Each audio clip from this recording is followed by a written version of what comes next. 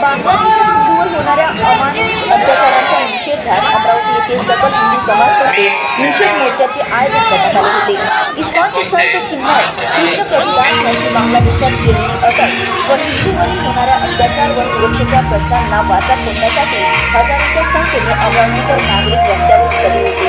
संतांनी व उपस्थित मान्यवरांनी जयस्तंभ चौकातील महात्मा गांधीजींच्या पुतळ्याला माला अर्पण करून निषेध मोर्चाला सुरुवात केली।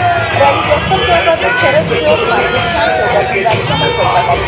राजकमल चौकात उपस्थित प्रचंड जनसमुदायाला प्रमुख वक्त्यांनी संबोधित केले। निषेध मोर्चाला जनतेने हजारोंच्या संख्येने प्रतिसाद दिल्याने शहरात हिंदू युवतीची शक्ती लक्षणीय दिसून आली। संपूर्ण शहरातील हिंदुत्वादी वातावरण बघता सकल हिंदू समाज बांगलादेशी हिंदूंच्या पाठीशी ठामपणे उभा आहे असा निर्धार उपस्थितांनी व्यक्त केला। याबाबतच शिष्टमंडळाने कलेक्टर ऑफिसमध्ये नागरिकांच्या स्वाक्षरीचे निवेदन कलेक्टरांच्या उपस्थितीत तहसीलदार निलेश फडके यांना सुपूर्द केले। अमरावती शहरातील सर्व हिंदू संघटनांचे कार्यकर्ते, लोकप्रतिनिधी तसेच मान्यवर नागरिक प्रचंड संख्येने बांगलादेश येथील हिंदूंना समर्थन देण्यासाठी उपस्थित होते।